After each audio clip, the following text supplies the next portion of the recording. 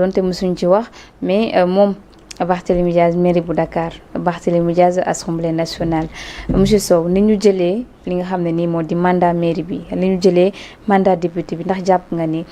tegoon nañ ko ci fu leer nañ. bon fu leer nañ moom je sais pas mais en tout cas ñoom. teg nañ ko ci doole. doole. non waxi Sonko laa lay wax de. Sonko moo taxaw ni Macky Sall dina def tout pour jël. mandat wu Barthélémy Dias bi ci moom parce que simplement la condamnation était là mais législature boobu jàll na te Macky Sall jëlul kiyam beneen législature ñëw moom mu compétir jàll mais lan moo koy war a tere mën a nekk ci kii bi en tout cas sachant yi man en matière de droit li ma ci émissé wu bariwul parce que maîtriser wu ma ko trop mais li ma xam mooy ñi ci am xam-xam dañuy wax ni effectivement ce mandat là Barth daf ko moom moo ko war a def moo waroon nekk à l'Assemblée nationale moom bëggul woon d'ailleurs mais au moins qu'on lui permette quand même de rester hein maintenant au niveau de la mairie également moom moo fa waroon nekk te li tax ba léegi nga gis ni ba léegi amaguñu maire au niveau de Dakar moo lay wax ni la affaire yi c'est une patate chaude te intérim ba jeex na bu yàgg non c'est une patate chaude entre leurs mains mënuma ko teg dara lu dul ni dañ ko bëgg a jaay doole nangu li mu yor wàññi ay dooleem mais Barthélémy Dias n'est pas né de la dernière pluie du politiciens yi fi nekk yëpp moo leen mën ah bon moo leen mën mais politiciens yi moo leen mën mais gis nañ ne quand même moom bu janoog Pastef kii ñàkk xam ñëpp xam nañ ci côté bu mu taxawee xam nga lan moo tax Pastef dafa tolloon ci moment boo xamante ni àgg rek moo ko doon teree nit ñi xam li mu doon il fallait que mu àgg pour nit ñi xam lu mu doon su démb doon tey bu dekkoon ni tey la woon élection yi di nga gis renversement de situation bu wër a wër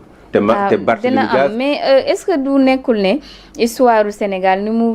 bindoo mu di bépp régime bu bees bu ñëw législative yi njëkk yi da nga koy gagné local yi njëkk yi da nga koy gagné donc échéance yi nga xam ne moom lañ jëm si jamais ñu bu nekkee anticiper wuñ ko en 2026 normalement c'est en 2027 ndax jàpp nga ne Pastef dina ñàkk ay maire aussi davantage gis nga avec Pastef gis nga règle boobu nga amoon nga xam ni bu ñu voté les présidents dañuy voté jox la lépp ci Pastef sax la gënoon a jaadu parce que tendance bi amul woon ay kaay ma dem te ñëw moom la Pastef la woon tant que demul woon ba sës nit ñi duñu woon xam réellement lan la ñu mën a Pastef lan la digul nit ñi même bi muy nekk Yewwi Askan Wi daf ni woon bu ñu ma joxee Assemblée nationale je vais mettre des lois toutes les lois yi mu proposé woon dugalu ci benn te du ci dugal benn du homosexualité du dara du ci dugal dara parce que moom ci boppam xam na ni l'homosexualité la bu ko tuddee ak départ am sax waxuma la départ 2029 mais balaa 2029 a jot sénégalais yi dinañ am problème mu lekk c'est clair et net mais buñ taxawaatee si cas Barthélémy Dias ak la mairie de Dakar ndax tey jii nii suñu sart yi itam jotul ñu indi say coppite fii que ba Barthélémy Dias fi mu sukkandiku ba jàpp ko ne dañ ko jaay doole effectivement loolu la sart yi wax foofu mais aussi si beneen côté bi bu ñu fa sukkandikoo waa ji nga xamante ni moom moo dem saisir préfet bi pour que mu démettre ko foofu noonu itam mën nañu jàpp que ne lu légal la parce que loolu aussi ay sart la muy code électoral bi ndax aussi loolu itam waruñ see indi ay joyanti mu leer une bonne fois pour toutes oui xam nga loolu ñu ngi ko doon séntu effectivement man ci Pastef laa ko gënoon séntu xam nga Pastef man pour man lépp moom la xam nga li tax ma koy wax mooy c'est-à-dire que une loi mi ngi bonne selon la position bi nit ki di am quand c'est à l'opposition tu es à l'opposition cette loi n'est pas bonne quand tu es au pouvoir cette loi est meilleure loolu nag tant que ñun génnewuñ ko ci suñu bopp du ñu dem gis nga quand tu crées des lois tu dois le faire pour la population et pour le peuple mais tu ne dois pas le faire pour un gouvernant te ñun loolu moo ñuy sonal les gens bu ñu ñëwee au pouvoir lépp loo xamante ni jàppoon nañ ni ñoom lii dafa araamoon démb ñoom pour ñoom dagan na tey et li tax mënuma ko d'accord pour le Pastef ñoom ñoo fi taxawoon dig nit ñi lépp jubal jubbanti léegi nag luubal lañ tudd c'est ça la vérité man pour man loi yi buñ ko waree dindi ñoom ñoo ko war a dindi mais du keneen moo ko war a dindi parce que keneen ku fi ñëw loi bi da lay engagé te tey lii dal ci kaw nit ñi ñu koy nangu di ko nangu dëgg ak nu mu mënti métti bu leen daloon à l'opposition ñu yuuxu tas dëkk bi liñ fi tëj ci ay nit suñ ko tëjoon waa kër Sonko. ci opposition. kon ba léegi dëkk bi raataloo na. ah bon c'est pas normal. ndax itam mairie bu Dakar vraiment xëccoo bi si am nii sam est-ce que jarati na ko sax vu que élection locale yi daanaka un an et quelques moom moo si des est-ce que loolu mën nga si joxe bilan boo xamante ni xëy na dina permettre Sénégalais yi ñu tegaat la fa wala Dakar waay ñu tegaat la fa ndax aussi ñoom ñu nekk si ginnaaw yëpp di daw ñu bëgg a nekkaat si mairie bi Barthélémy Dias moom am na droit nekk fa parce que yoon moom moo ko may su fekkee Cour suprême dëggal na mu nekkaat fa mais ñeneen ñi nga xamante ni yëpp tey bëgg nañ toog boobu ndax leneen nekkul si ginnaaw. mais li ci nekk mooy les JO de 2026. les jeux yooyu rek moom moo ci nekk du leneen. c'est une manne financière extraordinaire. parce que loolu itam xaalis bu bëri. c'est une manne financière extraordinaire mais la légitimité revient à Barthélémy Dias et son seul combat est un combat de principe. Barthélémy Dias li muy def nii. ku ko gis xam ni jooyul. nekkul di jooy. ay non victimiser wul li muy def mooy.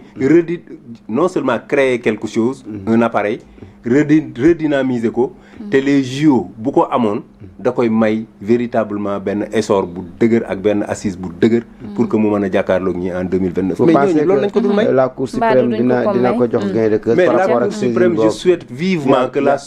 kii bi dafa yàgg foofu trop. mais moom laa lay wax. est-ce que am nga si yaakaar. non xam nga yaakaar ji weesuwul. bu ñu demee ba xam ni mënatuñ ci dara. ñu jox ko. mais tant que ñi ngi jéem nu ñu ko féqatali dinañ ko féqatali damaa xamul nag. gëmuma ni ci Cour suprême lay demee. mais ci ñi nga xamante ni ñoom ñooy comme ni mu ko waxee du ñu ay autorité politique. c'est du ñu ay autorité judiciaire ay autorité politique lañ. xëy na les autorités politiques ñoom mën nañoo njett Cour suprême ba du gaaw a génne li muy génne. mais li ma wér te wóor mooy. Cour suprême suy génne. il va dire le droit te su ko waxee. su nekkee en faveur de Barth. dina ko nangu. su nekkee en sa défaveur dina ko nangu. mais su nekkee en faveur de défaveur de Ousmane Sonko ñi mu àndal duñ ko mas a nangu dañuy génnati rek ah bon lu tax loolu ban lañ ci nangu loi d'interprétation teg nañ ko ci suuf waaw teg nañ ko ci suuf de mais loi bi ñoo la gënoon a xam ne du jàll dañ ko doon def pour bañ a abroger loi bi donc dañ ko defoon pour rek jiifal seen ay partisans wala non pas partisans yi mais ñi nga xamante ni ñi ngi doon sceptique par rapport à leur ndax dinañ ko def wala duñ ko def il fallait que ñu def quelque chose boo xam ni kële da koy dàq ñu ni way ñun on a fait ce que nous devions faire acca ñu des ba tey ci Barth d'ailleurs gis nañ ne lancé na mouvement wam Sénégal bi ñu bokk mu nekk mouvement boo xam ne nag bëri na ñu fa nekk surtout des membres de l'APR yu fa nekkoon am na ñu ko fekk si en tout cas moom ci boppam moo ko wax mais yemul foofu nen day lancé ab front woo ci société civile woo ci ñëpp ñoo xam ne ñu ngi féetee ci opposition bi c'est pas la première fois quand même opposition bi réew mi di woote ay front te front yi duñu dem fenn tey Barthélémy Dias bu doon ne day ndaxte nee na 2029 lay viser ndax warutoon demal boppam jéem a construire lu dëgër autour de lui te bañ a dugg ci ay front yoo xam ne nii à la fin kenn du xam exactement qui gouverne wala kan mooy jiite wala ñi fa nekk ban intention la ñu am. bon en tout cas man bi ma mujjee dégg son appel xaw na ma tiital tuuti parce que Barth à lui seul il pouvait asseoir quelque chose de solide à lui seul maintenant suñu demee nag ba nga xamante ni ñi ngi jub les élections vers 2017 2027 2028 là il peut faire appel à des gens yoo xamante ni dina coaliser ak ñoom mais pour le moment pour man li mu waroon def son mouvement Dakar nu mu tudd Sénégal gi ñu bokk moi je pense que mënoon na ko def benn parti bu dëgër